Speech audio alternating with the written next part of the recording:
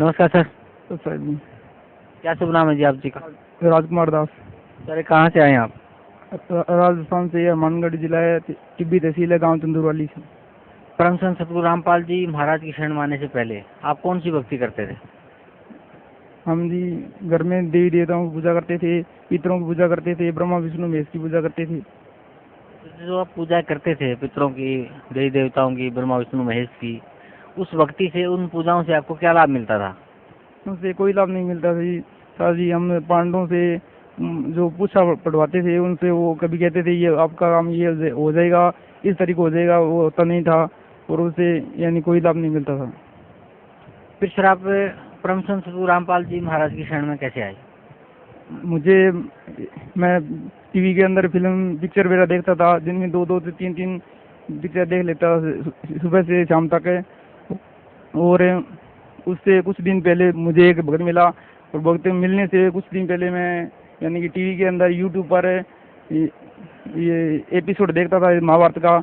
उसमें एक दिन मैंने सर्च किया, उसमें यानी कि गीता का सार क्या है, और उसमें से यानी मैंने पढ़ा कि गीता के अंदर यानी कि कर्म करता चल और फल की इच्छा मत करे, और ये मैंने पढ़ा था। और दूसरे दिन मैं यानी दुकान पर आकर सफाई वगैरह करके बाहर खड़ा था और उसमें भक्त आया और हम चर्चा कर रहे थे गीता का ये सार है, और उसने बताया कि आपको वास्तविक जानकारी के लिए ज्ञान गंगा पुस्तक पढ़ना आप। फिर उन्होंने मुझे पुस्तक लाकर दी, फिर मैंने उस पुस्तक को पढ़ा और फिर भगत ने मुझे DVD षष्ठी रचना कर लिया कर दी। फिर मैंने उसको देखा, धीरे धीरे देखना स्टार्ट कर दिया। फिर इस तरह मुझे ज्ञान हो गया और मेरे मन में मैंने विचार बना लिया कि संत रामपाल जी महाराज की शरण में जाकर कल्याण करवाना चाहिए और उनसे उपदेश लेना चाहिए। फिर मैंने घर पर मम्मी से बताया कि मैं वहाँ पर संत रामपाल जी की शरण में जाऊँगा और वहाँ से उपदेश लेकर आऊँगा। मम्मी ने मना कर दिया और फिर मैं यहाँ पर आया और यहाँ पर सत्संग सुनी गुरु संत रामपाल जी महाराज की, और यहाँ से उपदेश ले लिया। सर परम संत सतगुरु रामपाल जी महाराज से नाम उपदेश लेने के बाद आपको क्या लाभ मिला? सर संत रामपाल जी महाराज की शरण में आने से मुझे बहुत से लाभ हुए। जैसे मैंने पिक्चर देखने बंद कर दी, गाने वगैरह सुनता था वो बंद कर दी, और गाने डाउनलोड करके देता था वो भी बंद कर दिया। और मोबाइल का मेरे यानी रिपेयरिंग काम बढ़िया चल गया। और मेरे 28/7/2013 को पेट के अंदर बहुत शाम को 10 बजे के लगभग बहुत जोर का दर्द हुआ, और मैंने मम्मी और पापा से कहा कि मेरे बहुत ज़्यादा दर्द हुआ है। कुछ देर मैंने वेट किया और दर्द वैसे स्टार्ट रहा, दर्द चलता रहा। फिर मैं पापा मुझे डॉक्टर के पास से लेकर गए, वहाँ पर उसने डॉक्टर ने इंजेक्शन लगाया और गोली दी। फिर घर पर आ गया, फिर भी वो दर्द वैसे स्टार्ट रहा।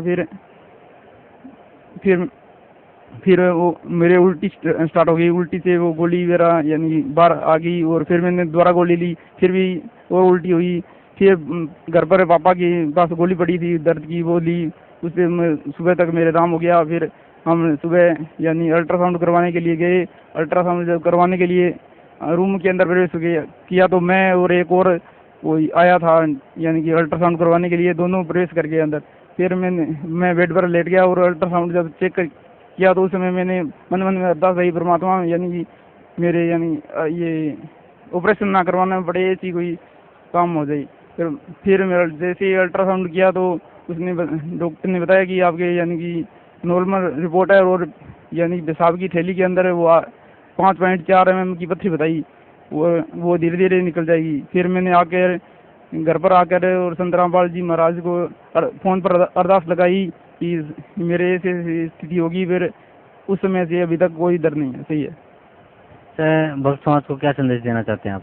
मैं भगत समाज को यही संदेश देना चाहता हूँ कि आप तत्वदर्शी संत रामपाल जी की शरण में आओ, उनके ज्ञान गंगा पुस्तक पढ़ो और उनके सभी प्रमाणों को मिलाकर शास्त्रों के आधार पर ये विचार करो कि पूर्ण संत कौन है। ये सभी जो भी ये धरती पर जो नकली संत बनने बैठे हैं उनको ज्ञान के आधार पर जांचो, और ये मनुष्य जन्म बार बार नहीं मिलता, और इनको पूरा निर्णय करके जांच करके फिर संत रामपाल जी महाराज की शरण में आओ, और इनसे बड़ा कोई संत इस पृथ्वी पर नहीं है।